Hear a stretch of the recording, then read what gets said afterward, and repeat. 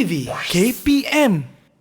Hai, Assalamualaikum warahmatullahi wabarakatuh dan salam sejahtera diucapkan kepada seluruh penonton Didik TV KPM. Hari ini anda bersama dengan saya, Aiman Sufian, akan menemani anda dalam subjek sains pada hari ini. Kita nak belajar berkaitan dengan genetik. Tapi sebelum tu, kekalkan penjarakan fizikal. Kalau nak bercakap, pakai pelitup muka dan sentiasa memakai cecair pembasmi kuman. Alright, jom kita kenal dengan guru kita terlebih dahulu. Kita saksikan profil.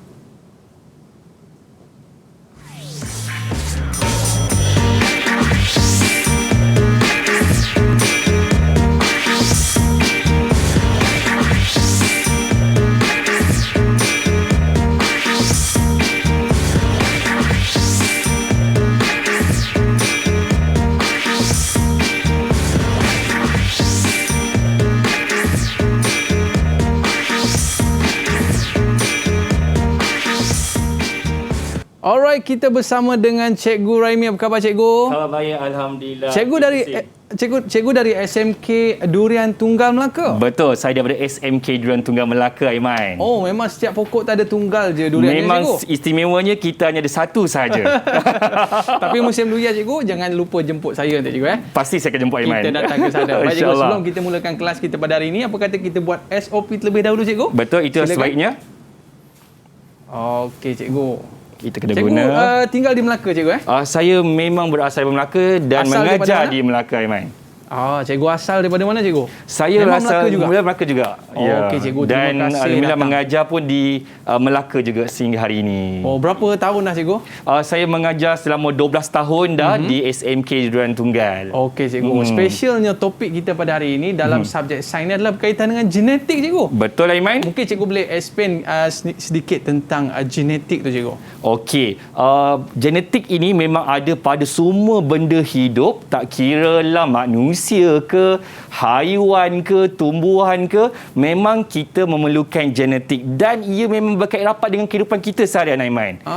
Dan kita akan minta pelajar kita hari ini sama-sama berkongsi pengetahuan diorang tentang genetik. Okey, Cikgu. Saya dah excited ni nak tahu tentang genetik ni. Betul. Bukan saya je excited, Cikgu. Ya. Murid-murid kita pun dah tak sabar dah nak mempelajari subjek kita pada hari ini, subjek sains berkaitan dengan genetik. Apa kata, Cikgu, kita jemput murid-murid kita masuk ke dalam kelas kita? Jom. Mana murid-murid kita? Ya. Dah bersedia ke belum? Oh, okey. Mereka dengan pakaian raya masing-masing ni, Cikgu. Masih lagi mood raya, Aiman. Baik, Cikgu. Sebelum kita mulakan kelas, apa kata kita berkenalan dengan murid-murid kita terlebih dahulu. Kita nak berkenalan mula sekali dengan Fatin Farhana. Boleh kenalkan diri anda? Okey. Silakan, Fatin. Assalamualaikum warahmatullahi wabarakatuh dan selamat sejahtera. Saya Fatin Farhana binti Gapar dari SMK Durian Tunggal Melaka. Boleh panggil saya Fatin. Hai, Abang Aiman. Hai. Meriah nampak tu. Itu tudung raya ke tu, Fatin? Hai, Tudung Raya. Okey, seterusnya kita ada Tinesh Warma. Silakan. Selamat sejahtera. Saya Tinesh Warma adalah Hakim Murti. Saya dari Sekolah Menengah Kebangsaan Durian Tunggal. Hai, panggil saya Tinesh. Selamat Raya. Selamat Hari Raya. Tinesh paling segak sekali. Dalam ramai-ramai ni dia paling segak hari ni. Okey, kita nak bersama dengan Ain Alwani. Silakan, Ain. Hai, Assalamualaikum. Nama saya Ain Alwani binti Abdul Karim daripada SMK Durian Tunggal Melaka. Boleh panggil saya Wani. Okey, terima kasih, Ain. Dan kita seterusnya bersama dengan Lee Sung Yu. Silakan. Onkan mikrofon tu. Dia terlupa nak on mic, okey. Cemas mungkin agaknya. Okey. Okey, boleh ke? Okey, selamat sejahtera. Nama saya Lee Song Yu. Saya dari SMK Durian Tunggal. Boleh panggil saya Lee. Okey, Lee. Thank you, Lee. Seterusnya kita bersama dengan Muhammad Zamir bin Matsani. Okey, Zamir. Silakan, Zamir. Assalamualaikum warahmatullahi wabarakatuh dan selamat sejahtera. Hai, nama saya Muhammad Zamir bin Matsani. Saya dari SMK Tunggal Melaka. Boleh panggil saya Zamir. Selamat Raya Abang Aiman. Okey, ni baju raya yang keberapa dah ni? Nampak masih kemas lagi baju raya. Seminggu dia raya. Okey, dah mesti ada 10 set tu je. Kita nak bersama yang terakhir bersama dengan Abdul Muttalib bin Abdul Razak. Silakan. Manakah orangnya? Manakah gerangannya? Assalamualaikum. Okey, waalaikumsalam. Okey, boleh kenalkan diri anda? Razak dari SMK Duran Tunggal Melaka. Boleh panggil saya Talib. Okey, boleh panggil Talib Talib. Nampak dia punya gaya pun macam cikgu juga. Ya, bakal pelapis guru akan datang insya-Allah. Betul cikgu. Baik. Betul. Jadi subjek sains ni antara subjek yang menjadi kegemaran ramai murid-murid kita, especially di rumah cikgu, sebab Betul. dia ada melibatkan aktiviti, melibatkan praktikal dan sebagainya cikgu. Betul, ya. Baik. Mungkin selepas ini cikgu, kita akan terus mempelajari tentang genetik ni. Betul. Kita nak tahu juga genetik badan saya, Betul. genetik badan kawan-kawan kita di Betul. rumah. Ya. Tapi sebelum tu apa kata cikgu, kita berehat seketika boleh cikgu? Boleh. Murid-murid jangan ke mana-mana. Selepas ini kita akan bertemu lagi dalam Road to Success SPM 2021. Kembali selepas ini. Didik TV KPM. Didik TV KPM. Didik TV KPM. Saya memang minat dalam subjek sains ini kerana saya bercita-cita untuk menjadi seorang jurutera di masa akan datang. Dan saya berharap saya dapat memperoleh keputusan yang cemerlang dalam subjek sains ketika SPM nanti. Saya ingin mengucapkan semoga maju jaya kepada seluruh calon-calon SPM tahun 2021. Stay safe and stay healthy. Terima kasih. Saya suka dengan subjek ini kerana dengan mempelajari sains, kita dapat memahami dunia sekeliling dan membantu kita untuk membuat keputusan secara lebih rasional dan juga secara analisis. Saya amat seronok belajar subjek sains dan saya berharap agar mendapat A+ dalam SPM 2021 bagi subjek sains kegemaran saya ini. Saya suka mata pelajaran sains kerana subjek ini bukan sahaja dapat menambah ilmu pengetahuan saya. Saya juga dapat mempelajari pelbagai kepentingan sains yang boleh dikaitkan dengan kehidupan seharian. Selain itu, saya juga dapat melakukan aktiviti yang mencabar minda, terutama apabila melakukan uji kaji yang menarik. Selamat sejahtera. Saya suka dengan subjek ini kerana dari sekolah rendah, sains adalah mata pelajaran kegemaran saya kerana suka buat eksperimen terhadap sesuatu dan terjun untuk dapat keputusan eksperimen itu. Saya semangat dan percayakan akan dapat A+ dalam sains SPM nanti. Didik TV KPM. Alright, kembali dalam Road to Success SPM 2021. Kalau tanya saya pun cikgu, saya pun seronok belajar subjek sains ni. Sebab apa cikgu? Sebab belajar dengan cikgu Raimi. Gitu. Sebab apa? Cikgu memang cikgu yang cukup berpengalaman dalam bidang ni. Cikgu berapa tahun cikgu? Saya dah 12 tahun. Wow. Dan saya ada yang uniknya, Aiman, saya ada tagline, tak handsome tak apa, yang penting sains A+. Tak handsome tak apa, yang penting sains A+. Betul. Okey, jadi murid-murid kita pun dah tersenyum lebar dah sebut pasal A+ tadi. Adakah murid-murid anda semua dah bersedia? Tunjuk go sikit. Kalau dah bersedia? Okey, mereka dah bersedia dah. Excited nak belajar ini, Aiman. Excited nak belajar. Jadi cumanya murid-murid kita di rumah tu, cikgu, tertanya-tanya, ada rama-rama pula dekat sebelah tu cikgu. Tapi lepas ni cikgu akan explain Betul, saya akan terangkan apa sebenarnya drama ni. Murid-murid mesti nak tahu. Jadi kita tak sabar dah nak mulakan kelas kita pada hari ini dalam subjek sains iaitu topik genetik. Silakan cikgu.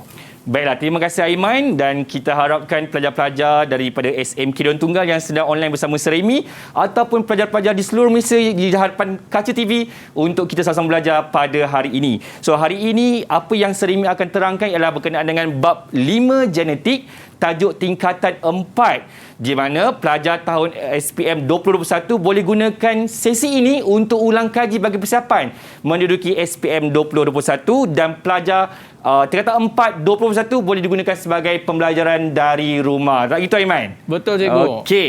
Jadi sebelum kita melangkah lebih jauh, kita nak tahu apa yang terlintas dan apa yang nampak pada skrin ini. Okey, kita minta le pelajar-pelajar dari SMK Duran Tunggal siapa yang sukarela nak berikan komen apa yang dinampak pada gambar yang pertama ini. Saya nak jawab, Sir. Okey, Zami, teruskan Zami. Apa ni? Orang tu pakai sudu ke gampu? X-Men, Sir. X-Men. Zami pernah tengok movie X-Men? Pernah, Sir. Seronok? Seronok. Okey, apa beza antara X-Men dengan manusia-manusia yang lain? Beza dia, X-Men ni genetik dia berlainan yang dikenali sebagai mutant, Sir. Betul, pandailah Zami. Itu menunjukkan telah berlaku proses mutasi pada kromosomnya dan orang ini dikenali sebagai mutan. Okey, gambar yang kedua. Siapa nak komen Saya nak jawab boleh sir? Okey, silakan Fatin. Apa yang Fatin nampak? Okey. Saya nampak ada seekor cicak yang mana ekor dengan tubuh badan dia tu terputus. Okey, betul. Adakah ekor ni akan bercantum semula atau dia akan menghasilkan ekor yang baru, Fatin? Nah, cicak tersebut akan menghasilkan ekor yang baru. Okey, Fatin tahu tak macam mana ekor baru dia boleh terbentuk? Saya tak tahu. Okey, tak tahu tak apa. Nanti Serimi akan terangkan selepas ini. Gambar yang ketiga, siapa yang boleh komen? Saya sir. Okey, Wani. Silakan Wani. Apa yang Wani nampak pada gambar yang ketiga ini? Gambar ketiga menunjukkan proses pembesaran manusia sir. Okey, bagaimana dengan bilangan selnya daripada bayi menjadi sampailah dewasa? Berapa bilangan dia, bertambah ke berkurang, Wani? Bilangan sel akan bertambah. Okey, betul. Jadi kita tahu kita semakin membesar, bilangan sel kita bertambah, juga ada kaitan dengan kromosom dan juga genetik. Dan gambar yang keempat, siapa yang boleh komen? Saya nak jawab, sir. Okey, Lee, teruskan Lee. Saya nampak ada 6 orang bayi yang pelbagai ciri. Contohnya ada rambut yang hitam, ada yang rambut yang perang. Okey, betul. Jadi apa yang Lee terangkan itu sebenarnya adalah perbezaan ciri yang kita namakan dia sebagai variasi. Okey, dan semua ini kita akan belajar dalam tajuk genetik. Dan untuk genetik ni Aiman, perkara yang paling asas yang kita kena tahu ialah kromosom, DNA dan juga gen. Okay? Dan murid-murid kita pun kita tengok berbeza cikgu Betul. Dan mereka pun berbeza gen. Ya, mereka berbeza gen dan ini menunjukkan variasi yang berlaku dalam kalangan manusia Aiman. Okey, cikgu. Betul saya sama Aiman? Silakan cikgu. Okey. Jadi kita nak mempelajari dekat mana itu kromosom, dekat mana DNA dan dekat mana gen sebenarnya. Murid-murid sekalian, kalau kita nak tahu semua benda hidup, tak kiralah manusia, haiwan ataupun tumbuhan, terdiri daripada sel. Benda hidup mengandungi sel. Jadi sel ini mempunyai nukleus. Di dalam nukleusnya Aiman, Ya. kita akan jumpa struktur yang macam rama-rama ni. Oh. Okey, macam yang saya bawa ni. Jadi ini kita namakan dia sebagai kromosom. Saya ingat rama-rama cikgu. Bukan Aiman. Nama dia ialah kromosom. Kromosom je, kromosom Aiman. Okey. Dia berfungsi untuk apa? Untuk membawa maklumat genetik yang boleh diwariskan daripada generasi ke generasi. Kenapa Aiman handsome macam ni? Sebab Aiman mewarisi genetik daripada ayah dan ibunya. Terima kasih cikgu. Betul. Okey, sama-sama. Dan di dalam kromosom kalau kita mendalami lagi, zoom lagi, kita akan jumpa asid deoksiribonukleik ataupun ramai orang lebih kenal perkataan DNA Aiman. Okey. Dan uniknya DNA ini adalah berbentuknya adalah seperti struktur helix ganda 2. Apa maksud struktur helix ganda 2 ni Aiman? Iaitu dua struktur yang berpintal. Okey, macam rambut kita pintal kan? Struktur ini kita namakan dia sebagai helix ganda 2. Okey? Hanya pada DNA saja. Dan kalau kita zoom lagi, termasuk lagi dalam Aiman, dekat dalam DNA kita akan jumpa gen. Okey, kita akan jumpa gen dan kita akan belajar lebih mendalam lagi apa itu kromosom, apa itu DNA dan apa itu gen. Okey, murid-murid boleh tengok slide yang saya sediakan hari ini. Okey, di dalam sel kita ada nukleus. Okey, dalam nukleus kita akan jumpa banyak kromosom. Contohnya manusia ada berapa kromosom Aiman? Saya rasa ada 2 cikgu. 2? Okey, 2 tambah 44 Aiman. Oh. Betul je Pak Aiman. Nampak tu Aiman bijak. Kita ada 46 kromosom. Yang penting confident cikgu Yang penting confident. Dan setiap kromosom ini dia terdiri pada asid nukleik dan juga protein dan dia akan menjadi satu molekul yang panjang Aiman. Kita namakan dia sebagai DNA. Okey, kita namakan dia sebagai DNA. Jadi Aiman tengok gambar dia. Okey, sebenarnya kromosom kita adalah berbentuk halus dia Aiman kalau saya boleh tunjukkan lukisan dia Aiman. Okey. Asalnya kromosom kita ialah dalam bentuk berbenang yang sangat halus Aiman. Okey, ni adalah kromosom kita. Kemudian dia akan melakukan proses replikasi Aiman. Replikasi DNA. Jadi dia akan berganda Aiman. Bentuk macam rama-rama ni tapi dia masih lagi kurus Aiman. Oh. Okey. Dan kemudian barulah dia akan bertukar bentuk seperti ini Aiman. Dia akan pendek dan tebal supaya boleh nampak. Okey. Okey, Aiman dah faham tak Aiman? Faham cikgu. Murid-murid faham tak sekarang? Faham. Okey, baguslah. Okey, kemudian kita masuk lagi dekat dalam DNA ini, kita akan jumpa gen Aiman. Gen ni apa? Gen ni adalah unit yang paling kecil yang ada dekat dalam DNA. Okey, dia adalah unit yang paling ringkas dan tersusun pada segmen-segmen yang ada pada DNA. Fungsinya ialah untuk membawa maklumat pewarisan yang diwariskan dari generasi ke generasi. Macam cikgu lebih kepada mak ke lebih kepada ayah? Sebab cikgu petah berbicara. Biasa petah bicara di mak ni. Okey, sebenarnya jawapan Aiman tepat. Ya, cikgu. Jadi memang diwarisi kebolehan tu daripada mak kan. Tapi handsome-nya daripada ayah. Okay, betul. Nampak betul tak cikgu. dua ni kan? Okey. Alright Aiman. Seterusnya, kalau murid-murid dah tahu, jom kita buat uji minda. Boleh, tak cikgu. gunalah kalau kita belajar, tapi mereka tak faham apa yang Seremi ajarkan. Okey, siapa sukarela nak jawab? Sir, boleh tak saya cuba jawab? Okey, teenage yang paling handsome dekat sana. Gambar dekat depan ini ialah gambar sel haiwan. Kalau kita tengok dalam sel haiwan, kita akan jumpa satu struktur yang Seremi bulatkan warna merah ini. Teenage, apakah nama struktur tersebut? Di dalam sel kita akan jumpa nukleus. Pandai, Teenage. Kalau kita zoom lagi dekat dalam nukleus Teenage, kita akan jumpa struktur yang macam rama-rama Abang Aiman cakap tadi. Okey, apa nama ini?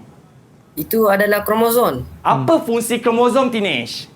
Membawa maklumat genetik. Pandai, tepukan untuk Teenage. Wah, very good lah. Adalah handsome berpakai busana India hari ini. Okey, seterusnya, siapa sukarela nak jawab soalan Seremi? Siapa nak jawab? Okey, silakan. Boleh saya cuba jawab, sir? Okey, Mutalib. Macam kita punya tok sidang kan?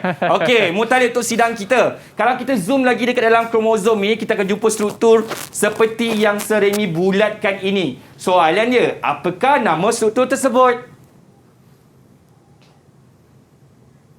Okey, nama struktur tu ialah DNA, sir. DNA? Sebab dia berbentuk helix ganda 2. Betul. Pandailah Talib. Kalau kita zoom lagi kat dalam ni. Alright, segmen yang kecil ini Talib. Yang paling halus sekali. Apakah nama struktur tersebut? Okey, sir. Kalau kita zoom lagi, kita akan nampak unit paling kecil dalam pewarisan yang dipanggil sebagai gen. Okey, soalan trik untuk Mutalib. Apa fungsi gen? Fungsi gen ialah membawa maklumat genetik, sir. Betul, pandai. Tepukan untuk Talib. Okey, wah, tahniah Talib. Jadi maknanya apa yang kita belajar hari ini, murid-murid betul-betul faham. Membezakan antara kromosom, DNA ataupun gen. Okey, seterusnya Aiman, kita boleh tak sambung lagi? Silakan cikgu. Kita akan tengok lebih spesifik lagi, lebih mendalam berkenaan dengan kromosom. Seperti Aiman cakap tadi, kita ada sebanyak 46 kromosom. Setiap spesies kat dunia ni tak sama. Kuda berbeza, ikan bilis berbeza, pokok berbeza. Tetapi manusia normal kita ada 46 kromosom, Aiman. Daripada 46 kromosom ini, kita boleh kelaskan kepada dua kategori. Satu adalah kromosom autosom dan satu adalah kromosom seks. Okey, kenapa jumlahnya ialah 46, Aiman? Sebab jumlahnya ialah 23 datangnya daripada sperma ayah, 23 daripada ovum ibu. Jumlah 23 tambah 23 berapa, Aiman? 46, cikgu. Yes, lahirlah manusia normal 46. So, kalau kita tengok nombor 1 sampai nombor 2 ialah pasangan, Aiman. Kenapa pasangan? Sebab satu datangnya daripada ibu, satu datangnya daripada ayah. Dan kita namakan pasangan ini adalah kromosom homolog. Homolog maksudnya kromosom yang sama jenis. Okey, yang berpadanan. Jadi, kita ada 44 kromosom yang dinamakan dia sebagai kromosom autosom. Ada fungsi dia, Aiman. Apa fungsi kromosom autosom ni? Fungsinya adalah untuk menentukan ciri-ciri yang ada pada individu selain daripada ciri jantina. Okey, contohnya warna rambut, warna mata, warna kulit, lesung pipit. Aiman ada lesung pipit kan? Saya lesung batu je. Lesung batu. Okey. Nampak boleh tumbuk tu, Aiman. Boleh tumbuk je. Alright. Itu ialah ditentukan oleh kromosom autosom. Berbeza pula kalau yang saya bulatkan warna merah ini, Aiman. Kita ada XY, kita ada XX. Kita namakan dia sebagai kromosom seks. Okey, apa itu kromosom seks? Dia ialah kromosom sepasang yang menentukan jantina. Sama ada lelaki ataupun perempuan.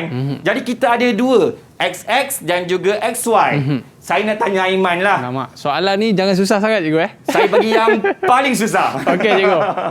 Okey Aiman. Agak-agak Aiman yang XY ke ataupun XX Sebab saya biasa tengok nombor plate tu dia XY cikgu, saya ambil XY cikgu. XY. Aiman yakin nak kunci jawapan? Saya kunci cikgu. Kunci. Okey, kita tengok adakah jawapan Aiman betul, adakah Aiman ialah XY?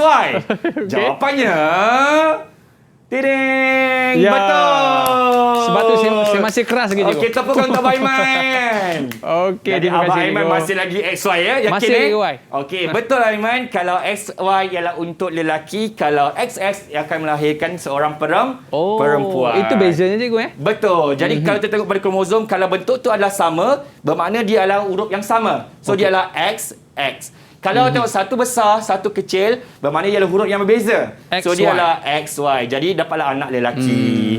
Faham kan Aiman? Faham cikgu. Senang tak sains? Senang sains cikgu. Okey. Alright. Dan seterusnya Aiman. Okey, sebelum tu tak tanya murid faham tak faham ni? Kan Serimi syok je mengajar, murid tak faham. Betul tak Aiman? Saya nak tanya Saya dah agak dah mesti ada yang nak tanya soalan. Okey, silakan. Okey. Okey. Apa akan jadi bila kromosom kita tu terlebih ataupun terkurang? Kalau manusia normal 46 kan Aiman kan? Betul. Alamak, soalan Fatin ni betul-betul mencabar sebenarnya. Okey, terima kasih Fatin. Sebenarnya kalau kita berlebihan atau berkurangan kromosom, ia adalah yang diterangkan oleh Zamir pada mula-mula tadi berkenaan dengan X-Men. Kalau orang tu berlebihan kromosom ataupun berkurangan kromosom, orang itu mengalami mutasi kromosom Aiman. Dan orang itu dikenali sebagai mutant. Okey. Boleh jadi superhero lah cikgu. Tapi itu dalam movie Jaiman. Okey cikgu. Sebenarnya kalau dalam kehidupan seharian kita ada sindrom Down, kita ada sindrom Klinefelter dan juga sindrom Turner. Kesan daripada perubahan bilangan kromosom, iaitu lebih atau kurang daripada 46. Maknanya kalau normal 46. Normal 46. Okey, Talib, nanti kalau tengok tiba-tiba Syahira terbang tu, awak jangan terkejut tau. Sebab dia terlebih tu. Sebab mungkin dia berlebihan kromosom Aiman Cikgu. Okey, alright. Baiklah, terima kasih Fatin. Okey, seterusnya kita nak belajar lebih mendalam Aiman berkenaan dengan pembahagian sel. Jadi pembahagian sel sebenarnya kita ada dua jenis, iaitu mitosis dan juga meiosis. Okey, Aiman boleh sebut lagi sekali, apa dia? Okey cikgu, saya cuba ulang cikgu. Okey. Mitosis dengan meiosis cikgu. Okey, pandai. Alright, very good. Okey, baiklah. Jom kita tengok apakah perbezaan antara pembahagian sel secara mitosis dan juga secara meiosis. Okey, yang pertamanya ialah mitosis, dia berlaku pada sel soma. Murid-murid sekalian yang sedang menonton di kaca televisyen sekarang di Didik TV, KPM, apa itu sel soma? Sel soma ialah semua sel yang ada dekat badan kita. Dari ujung rambut sampai ujung kaki, kecuali sel pembiakan. Iaitu kalau mitosis dia berlaku pada sel soma, manakala sel pembiakan akan berlaku proses meiosis. Okey Aiman? Dia akan proses meiosis. Untuk apa fungsi meiosis ni? Fungsinya ialah untuk menghasilkan gamet ataupun sel pembiakan. Okey, jadi sel pembiakan bagi lelaki, Aiman tahu tak? Saya tak pastilah cikgu. Okey, biasa Aiman mesti tahu perkataan ni, iaitu sperma. Oh, sperma. Pernah dengar sperma? Ya cikgu. Okey, itu adalah gamet pembiakan bagi lelaki. Manakala ovum ialah gamet pembiakan bagi perempuan. Jadi ialah hasil daripada proses pembahagian sel secara meiosis. Okey, manakala mitosis yang kedua ialah dia menghasilkan dua sel anak. Kenapa dia menghasilkan dua sel anak? Sebab mitosis ini dia membagi hanya sekali saja. Contohnya saya ada buah temikai, Aiman. Saya belah kepada dua. Dapat berapa bahagian? Dapat dua bahagian je. Dua bahagian. Jadi mitosis akan menghasilkan dua sahaja sel anak. Berbeza dengan meiosis, dia akan membagi sebanyak dua kali, Aiman. Dinamakan sebagai meiosis 1 dan juga meiosis 2. Jadi kita bayangkan buah temikai, Aiman. Saya belah sekali meiosis 1 berapa? Dua bahagian. Dua. Saya belah lagi sekali yang dua tu dapat berapa? Jadi 4 bahagian cikgu. 4. Jadi meiosis akan ada dua pembahagian sel yang akhirnya akan menghasilkan 4 sel anak. Aiman faham? Faham cikgu? Okey, bagus Aiman.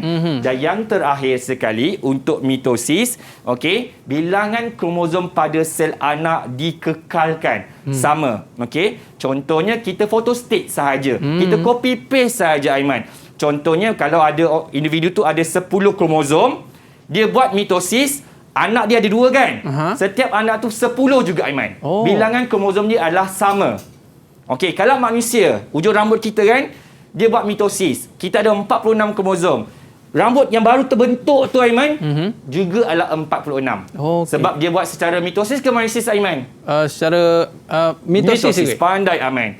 Berbeza dengan meiosis, bilangannya kena separuh Aiman. Kena separuh. Kenapa separuh? Sebab kita nak menghasilkan gamet, iaitu sel pembiakan, sperma dengan ovum. Betul. Kita nak melahirkan zuriat dan juga anak atau individu yang baru. So jumlahnya kena separuh. Contohnya kalau manusia 46, pada sperma ayah kita ada 23 kromosom. Half, bagi 2. Kalau ovum pun kita bagi 2, 23.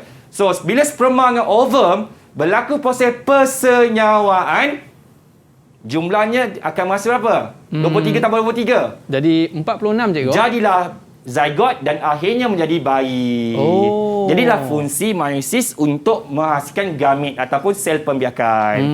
Macam kalau kita tengok Zamir cikgu, dia ada 46 sel cikgu. Betul. Betul juga kan? Pada mana? Sel somanya Aiman. Sel Tapi somanya. kalau sperma Zamir ada berapa Aiman? Sperma Zamir 23 je kok. Betul, sebab dia gamet. Betul, dia sel gamet pembiakan. Wah, Aiman tengok baru belajar. Mesti kalau SPM balik mesti dapat A+-nya. Tapi Talib saya tak pasti cikgu. Talib saya kena fikir balik ni. Dia mungkin lebih sikit sebab saya tengok dia rancak. Bila dia bercakap tu dia rancak sikit cikgu. Betul. Tadi ni mungkin muskil sikit saya lah. Okey cikgu. Jadi kita tengok inilah dia kalau kita melihatkan hebatnya ciptaan Allah SWT dalam menciptakan perkara-perkara ini dan perkara ini sampai kita boleh lihat secara teliti cikgu. Betul. Dan sangat unik kan kejadian manusia ini. Tapi kita tengok cikgu kadang-kadang persamaan di antara ayah dan anak, ayah dan mak itu melihatkan satu cerminan pada diri kita sendiri cikgu Betul. Betul. Yang mana kalau kita nak tengok apalah anak kita akan jadi nanti, tengok pada diri kita sendiri. Betul. Kalau kita pemalu, jenis pemalu cikgu, nanti anak kita jadi pemalu juga ke cikgu? Okey, Aiman, itu ialah ciri-ciri seperti itu dia boleh disebabkan oleh faktor fizikal Aiman. Boleh develop lah cikgu. Dia boleh develop, dia boleh dibangunkan. Cikgu dulu pemalu tak cikgu? Saya sangat pemalu Aiman. Ya ke cikgu pemalu? Okey. Aiman, sebelum kita berhenti Aiman, kita sikit ada ujian untuk pelajar kita. Ujian untuk pelajar kita? Okey. Macam mana? Okey, silakan cikgu. Okey, kita buat uji minda yang kedua. Tak guna kalau belajar, tak ada uji. Betul. Sama ada faham ke tak faham. Kita ada 8 gambar dekat skrin anda. Kita minta murid-murid pada SMK Dua Tunggal untuk cuba nasib. Siapa nak bagi jawapan untuk gambar pertama dan kedua?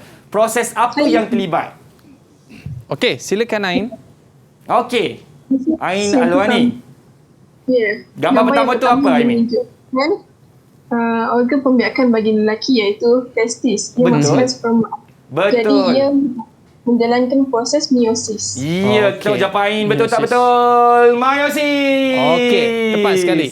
Tanya sebab dia adalah testis, iaitu organ pembiakan lelaki untuk menghasilkan sperma.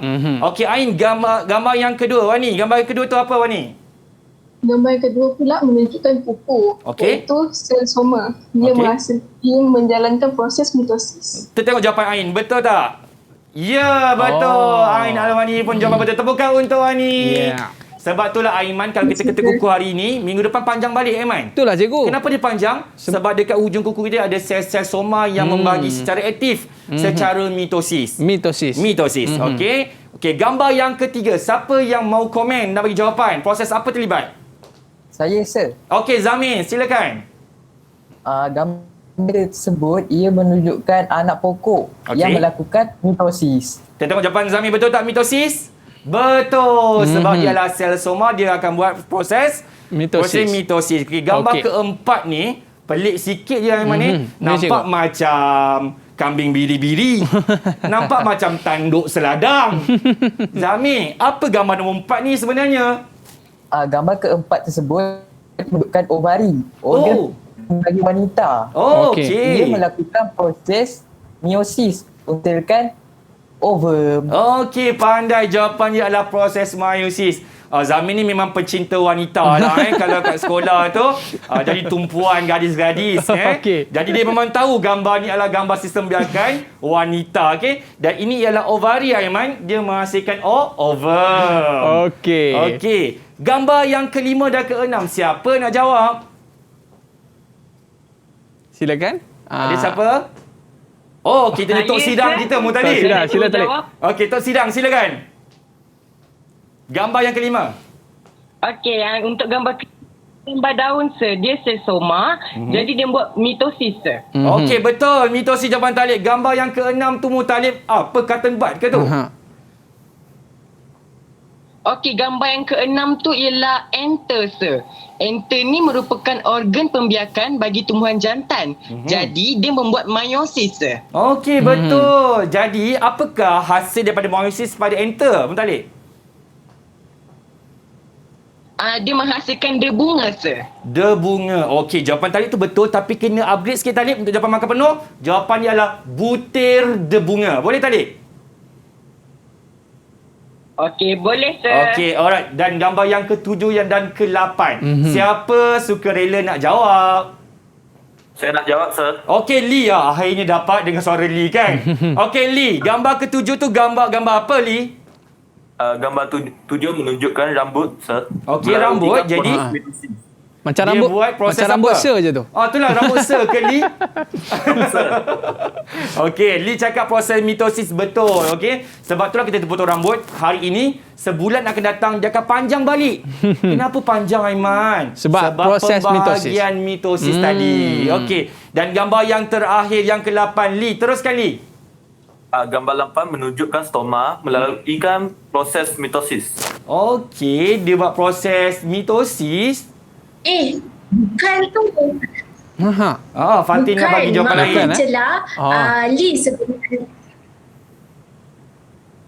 sebenarnya itu bukan stoma. Itu adalah ovule. Ovule itu adalah sistem pembiakan bagi betina dekat tumbuhan tau, Lee. Okey. Baik. Okey, terima kasih Fatin. Kalau dia ialah ovule, dia akan menghasilkan meiosis, betul tak, sir? Okey, jadi jawapan dia ialah ovule yang dihasilkan oleh ovari pada organ pembiakan bagi tumbuhan. Jadi terima kasih Fatin. Inilah semangat dalam kekitaan kita dalam satu kelas, satu sekolah. Okey. So terima kasih Fatin, terima kasih Lee. So jawapannya memang betul, iaitu proses meiosis untuk menghasilkan ovule. Kalau cikgu tak datang sekolah nanti, cikgu jangan bimbang cikgu. Okey. Sebab kita ada Syairah. Aduh. Okey cikgu, kita berehat seketika. Boleh. Murid-murid jangan ke mana-mana. Lepas ni ada aktiviti yang mungkin cikgu nak buat bersama dengan murid sebentar lagi. Okay. Kita berehat seketika. Road to Success SPM 2021. Kembali selepas ini. Didik TV KPM. Didik TV KPM. Alright, kembali dalam Road to Success SPM 2021. Okey cikgu, kita nak sembang-sembang sikit lah dengan Tinesh. Tinesh, apakah pakaian yang anda sedang pakai sekarang ni Tinesh? Boleh cerita kat kita sikit tak? Nampak special hari ni. Ini pakaian tradisional orang India. Wow, kalau biasanya pakai waktu bila ni? Semasa perkahwinan atau sembahyang. Oh, tak lama dah tu cikgu. Ya. Nampak Tinesh nanti jangan lupa jemput saya waktu hari perkahwinan nanti Boleh Dia dah ada girlfriend dah Aiman. Ya cikgu? Ya, saya tahu. Okey. Bocor rahsia kat Bocor cikgu. rahsia. Okey, baik. Terima kasih Tinesh. Kita seronok cikgu sebab murid-murid kita semangat. Dalam kelas pun mereka pakai pakaian yang hebat-hebat cikgu ya. Betul. Nak tunjukkan motivasinya mereka nak menduduki SPM pada tahun ini Aiman. Oh, kita kena bersaing dan juga berjuang sehingga kehabisan penamat Aiman. Betul cikgu? Betul. Okey, jadi sekarang ni cikgu kita nak kenal dengan lebih lanjut berkaitan dengan sel mitosis cikgu Ya betul, pembahagian sel mitosis Aiman. Silakan cikgu. Okey. Jadi murid-murid kita dah tahu dah tadi ada dua jenis pembahagian sel. Yang pertama ialah mitosis dan juga meiosis. Pada kali ini kita akan mempelajari bagaimana proses mitosis itu berlaku dalam badan kita. Okey. Jadi mitosis ini ada 4 fasa ya Aiman. Kita boleh pecahkan 4 fasa yang dinamakan sebagai profasa, metafasa, anafasa dan juga telofasa. Okey, cara nak ingat Aiman.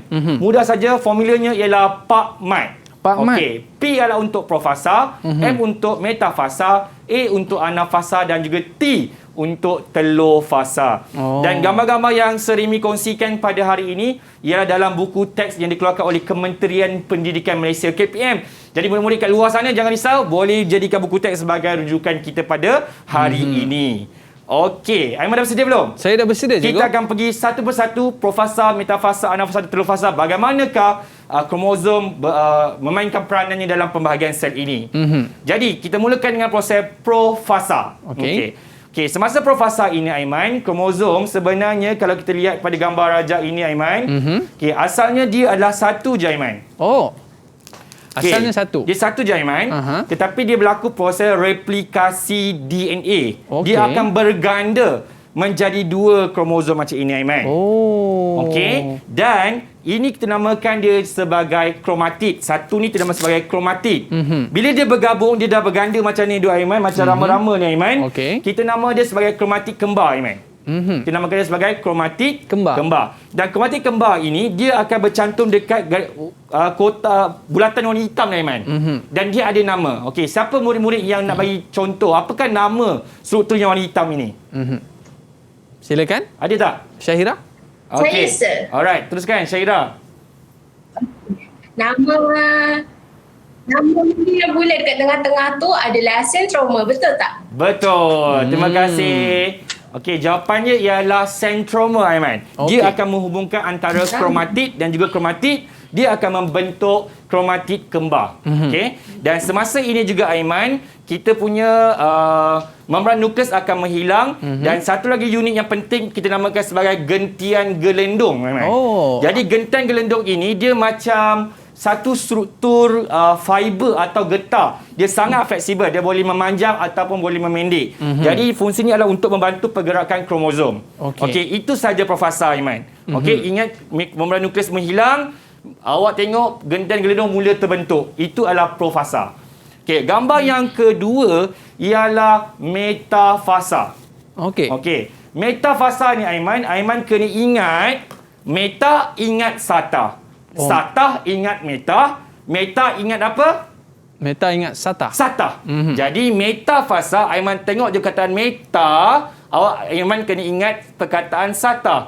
Di mana kromosom kembar ini akan tersusun atau beratur pada sata khatulistiwa. Mana sata khatulistiwa tu, Aiman? Iaitu di tengah-tengah kromosom kita ini. Okey? Jadi dia akan metafasa, kromosom ni akan beratur atau tersusun pada sata khatulistiwa. Dan kita punya gentian gelendung ini akan melekat pada mana? Pada sentroma yang warna hitam tadi, Serimi tunjuk tadi tu. Okey? Dia akan melekat pada sentroma kat sini. Okey. Boleh sambung, Aiman? Boleh, cikgu. Okey, dah tahu meta. Meta ingat sata. Okey, murid-murid kat luar sana pun ingat meta ingat sata, sata ingat meta. Dan yang seterusnya ialah anafasa. Jadi, Aiman, macam mana ingat anafasa ni? Okey, murid-murid sekalian boleh ingat perkataan ana itu ingat macam anak-anak. Anak-anak kan suka berlari ke kiri, ke kanan, ke atas, ke bawah. Jadi anafasa kita dapat lihat di mana kromosom kita akan berpisah. Ni tadi nama ialah kromosom ataupun kromatid kembar, dia akan terpisah. Sentromanya akan terbelah kepada 2, membahagi kepada 2 dan menyebabkan kromatid ini bergerak ke kutub dan bergerak ke kutub. Macam ni. Jadi dia akan bergerak ke kutub yang bertentangan. Sama ada kiri kanan ataupun kadang atas dan juga bawah. Kita nama sebagai kutub jadi Aiman ingat, ana saja sentroma akan pecah dan dia mula bergerak ke kutub yang bertentangan. Sebab anak-anak suka berlari. Betul, Aiman? Betul, cikgu. Yes. Dan gambar yang keempat atau proses keempat namanya adalah telofasa. Aiman, telur fasa ni dia ambil perkataan telur. Telur ni Aiman bayangkan macam telur ayam. Telur ayam macam mana bentuknya, Aiman? Bentuknya bujur, cikgu. Bujur, bulat-bulat kan? Betul. Okey. Macam itulah juga semasa proses telur fasa, murid-murid sekalian. Daripada satu sel, kita punya kromatid tadi dah sampai ke kutub bertentangan. Membran nukleus akan terbentuk semula dan sitoplasma akan mencerut. Masuk mencerut tu dia akan mengecil sehinggalah dia akan terpisah. Menghasilkan berapa sel anak? 2 sel anak. Pandai, Aiman. Jadi kromatik dah sampai ke kutub, membran nukleus terbentuk semula, sitoplasma akan bahagi kepada 2 dan akhirnya akan masukkan 2 sel anak. Oh. Aiman faham tak? Faham, cikgu. Jadi kita ada berapa fasa? Kita ada 4 fasa. 4 fasa iaitu profasa, metafasa, anafasa dan juga telofasa. Cara ingat apa Aiman? Pak Tam. Pak Mat. Pak Tam. Pak tak mana tu Saya Aiman? sebab saya teringat tadi Muhammad Zamir. Okey. Tu saya nak kata Pak Mat tu. Oh ya, salah Zamir lah kan. Okey, jadi kalau murid-murid pun dah faham, kita uji minda Aiman. Boleh, cikgu? Saya nak uji Aiman juga boleh? Saya dulu, cikgu? Betul. Okey, Jadi tapi kita akan buat pertandingan Dai Aiman menentang murid-murid daripada SMK Duran Tunggal. Are you ready? Ready. Ready, cikgu? Okey, kalau ready, okey, keluarkan handout yang Sir Remy bagi. Okey. Okey. Tapi cikgu, saya boleh pakai talian hayat, cikgu? Mungkin tidak boleh. Boleh ke? Tak boleh. Cikgu, saya ke sana, cikgu? Okey, silakan Aiman, kita jaga jarak sosial kita. Saya punya talian hayat saya abang-abang kamera saya nanti. Boleh. Abang-abang kamera memang kita tahu hari ini memang hebat dan mereka belajar sains memang A. Betul, cikgu. Okey, jadi kita akan tengok juga pelajar boleh keluarkan juga. Boleh buat sekarang dalam kiraan 1, 2, 3. Pertandingan mitosis 2021. Okey, mana satu pula. Kita ada profasa, kita ada metafasa, anafasa dan juga telofasa. Okey. So Aiman tampal, tengok gambar tadi macam mana proses mitosis berlaku. Okey, cikgu. Saya cuba, cikgu. Okey. Okey. Lepas tu sini, cikgu. Terbalik, cikgu. Okey. Bawa sikit Aiman nak gambar kata tu. Okey. Alright. Okey, sorry, cikgu. Okey. Nanti kita tak tahu pula jawapan tu betul atau salah, Aiman. Okey. Okey. Betul lah. Okey. Bang, betul bang Kita pun tak tahu jawapan tu betul atau salah kan? Okey. Okey. Ni adalah jawapan Aiman. Tepukan untuk Aiman. Okey, murid-murid SMK Tunggal dah siap belum? Dah siap belum? Dah. Okey, kalau dah tertunjuk jawapan murid-murid, kita akan bandingkan dengan jawapan Abang Aiman. Ya. Belum tampal lagi. Okey, cepat tampal, Lee. Okey, Lee belum tunjuk lagi. Okey. Alright, kita ada profasa. Tengok jawapan Aiman. Kromosom tebal, genteng-genteng terbentuk. Metafasa, dia berbaris pada sata khatulistiwa. Gambar yang ketiga ialah kromatik terpisah dan juga bergerak ke kutub bertentangan. Dan gambar yang keempat telofasa menghasilkan 2 sel anak. Jawapan Aiman betul tepat. Cikgu. Ya Allah, ya Tuhan, pandangnya Aiman ni. Alhamdulillah, cikgu. Saya nak keluar kejap, cikgu, boleh? Boleh. Saya nak tukar kod warna putih. Sebab saya nak jadi doktor, cikgu. Doktor. Okey, cikgu. Jadi kita memang perlukan banyak doktor sekarang ni, Aiman. Sebagai frontliner kita. Yeah. Mereka dah penat bertugas. Kita harapkan sokongan kita semua. Betul, mungkin cikgu. Aiman boleh jadi doktor juga. Okey, cikgu. Jadi kalau kita tengok tentang proses keadaan metafasa, anafasa, telofasa ni, cikgu, inilah satu yang kita lihatkan kejadian dalam mitosis, cikgu. Mitosis. Okey, cikgu. Jadi kita ada sedikit masa lagi, Aiman. Ada, cikgu. Murid-murid dekat SMK juga jawapan ni semua dah betul. Okey. Kita nak uji murid dekat rumah. Okey. Okey, adakah mereka dapat membezakan antara profasa, metafasa, anafasa dan juga telofasa? Okey, murid-murid dekat luar, tengok skrin TV anda. Okey, gambar yang pertama ini, dia beratur pada sata khatulistiwa. Jawapannya apa? Jeng. Jawapannya adalah metafasa. Metafasa. Okay, so dia daripada sata khatulistiwa.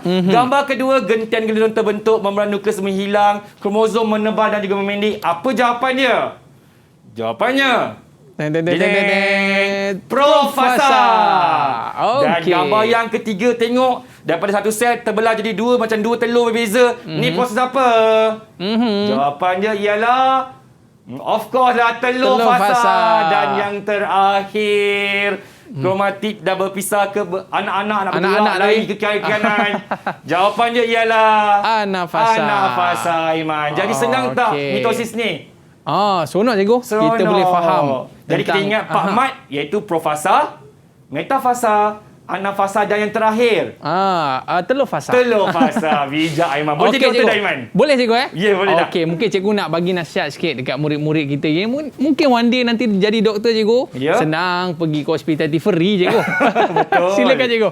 Okey, jadi kepada murid-murid yang berada di seluruh Malaysia, tak kira di mana anda berada, Jadi belajarlah sains, okey, mendalami ilmu sains supaya nanti anda boleh keluar sana menjadi seorang pakar perubatan ataupun pekerja daripada pusat kesihatan, Kementerian Kesihatan, supaya apa, Aiman? Supaya kita dapat menyediakan pelapis-pelapis negara yang akan meneruskan perjuangan pelayanan-pelayanan kita yang telah bertukus hari ini. Bukan setakat berhenti hari ini saja, tetapi insya-Allah lah mereka lah yang akan menjadi pelapis kepada masa akan datang, Aiman. Ya, betul cikgu.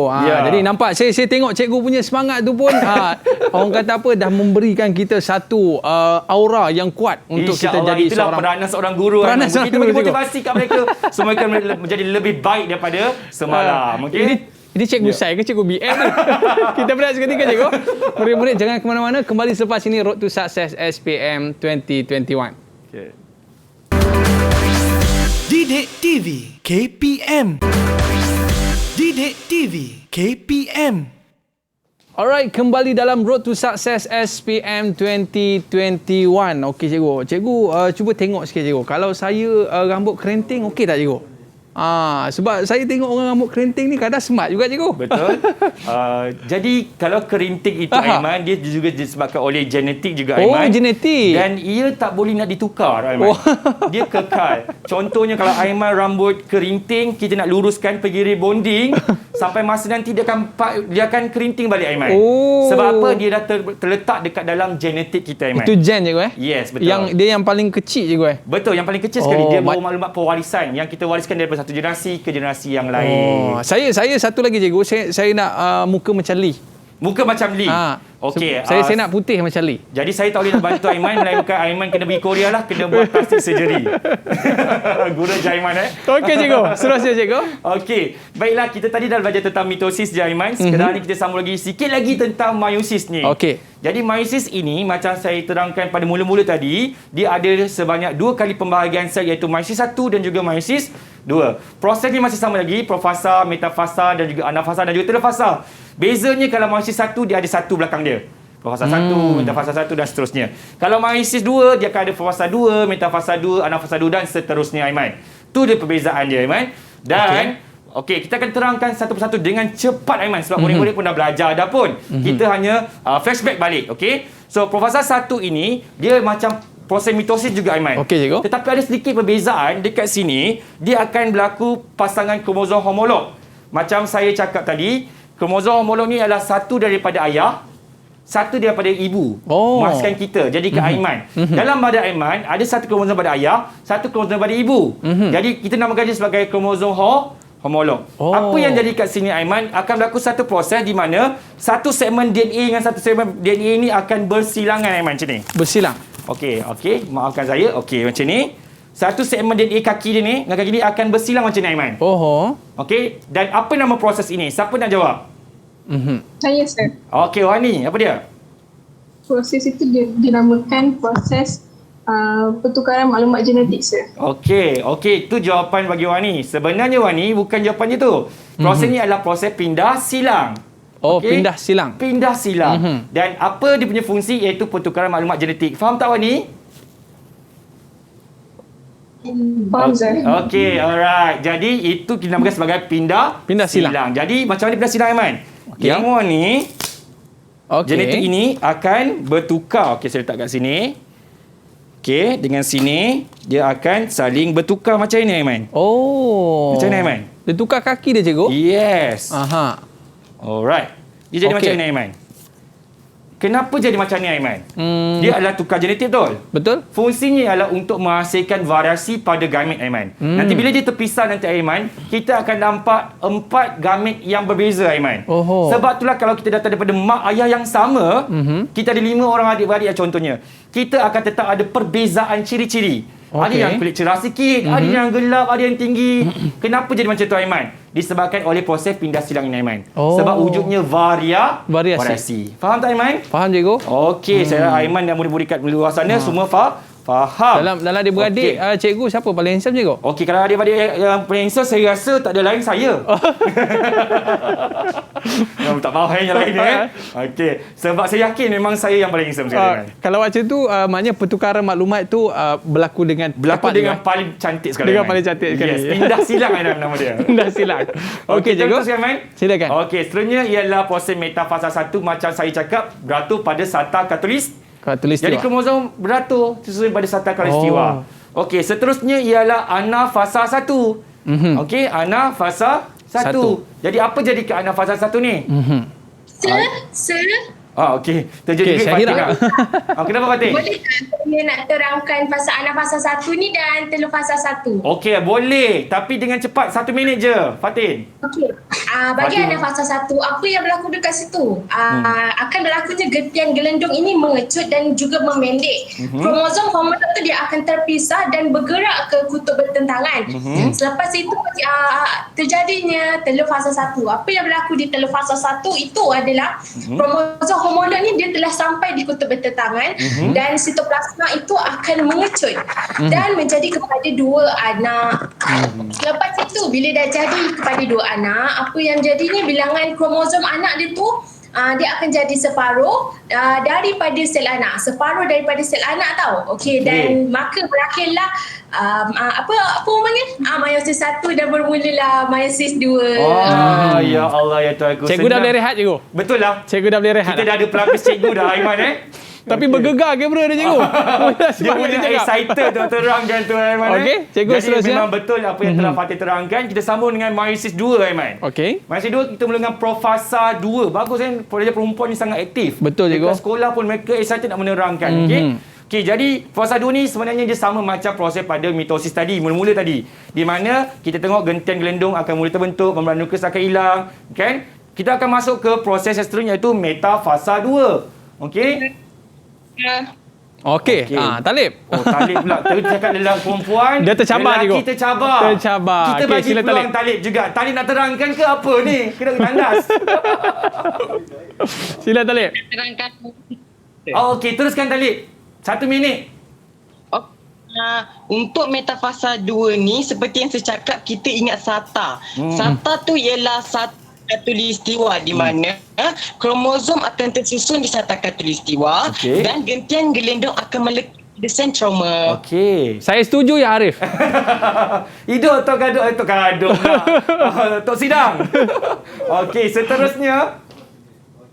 Okey, seterusnya ialah anafasa 2. Seperti yang saya cakap, ingat anak-anak akan berlari ke kanan, ke kiri, ke atas, ke bawah. So, semasa anafasa 2 ni, sentroma akan membahagi 2 dan kromatik akan bergerak ke arah kutub yang bertentangan, iaitu sama ada ke atas dan ke bawah atau ke kiri dan ke kanan. Okey, betul. Dan yang terakhir Talib, telofasa 2. Okey, ialah telofasa 2. Apabila kromatik telah sampai ke kutubnya, sitoplasma akan mencekut dan akan menghasilkan 4 anak yang dipanggil sebagai gamet. Syarat bilangan kromosom dalam set anak mestilah separuh daripada bilangan kromosom daripada sel induk. Okey, betul lah jawapan Talib. Penerangan ni sangat jelas. Lagi sekali, tepukan untuk Talib. Ya Allah, ya luar biasa cikgu. Dua-dua hebat. Betul. Lelaki hebat, perempuan pun hebat. Betul, memang hebat. Saya rasa macam senang jadi cikgu lepas ni. Okey, dah ada pelapis jadi cikgu juga. Okey, dan kita ada penutup Aiman. Okey, dan ini adalah perbandingan antara mitosis dan juga meiosis. Kita tinggalkan kerja rumah untuk murid-murid kita cikgu. Boleh? Boleh. Kita mereka biarkan. kena cari perbandingan di antara persamaan dan juga perbezaan mitosis dan juga meiosis. Nanti jangan lupa upload dekat Facebook dan Instagram juga. Betul, nanti sering ni boleh cek. Okey. Okey cikgu. Terima kasih banyak kita ucapkan kepada Cikgu Raimi dan murid-murid kita yang luar biasa sempoi lah cikgu. Dari SMK Durian Tunggal Melaka. Nanti one day mesti nak jumpa dengan anda semua. Memang awesome. Okey cikgu, terima kasih cikgu. Terima kasih murid-murid. Ada rezeki kita jumpa lagi.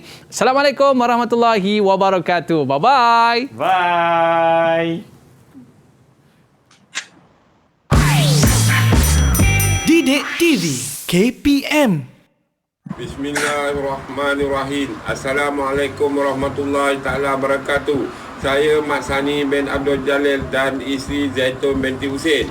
Ibu bapa kepada Muhammad Zamir bin Mat Sani. Kami sekeluarga berharap anak kami memperolehi keputusan cemerlang SPM 2021 tahun ini. A+ terutama subjek sains. Hai, saya Linda Kwan, ibu dari kepada Lee Song Yu. Saya berharap keputusan anak saya untuk tahun ini, SPM ini, boleh mendapat keputusan yang cemerlang, terutamanya di bidang sains. Okay, thank you. Assalamualaikum warahmatullahi wabarakatuh. Saya Katmiza binti Dahlan, ibu kepada Fatih Farhana binti Gafar. Harapan saya semoga Fatih Farhana dapat A+ dalam subjek sains SPM tahun 2021.